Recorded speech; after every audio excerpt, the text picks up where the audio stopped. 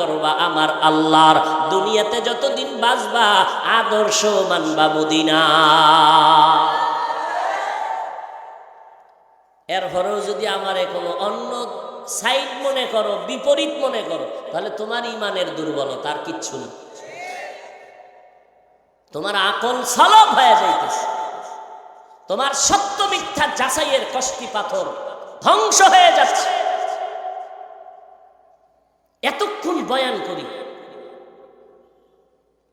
কই একবারও তো বললাম না এই চরমনাই যাওয়া লাগবে। শুধু আজকে না, কোনো বয়ানে তো বললাম না। এই বাইরে বুইরে যা কইলাম, ঘুরে ফিরে কি মদিনার নবীরে ধরো, ঘুরে ফিরে কথা একটা রসুলের আদর্শ ধরো। একবারও তো কই নেবে আমার মতো হও, আমার দলে আসো, একবারও তো বলি নাই।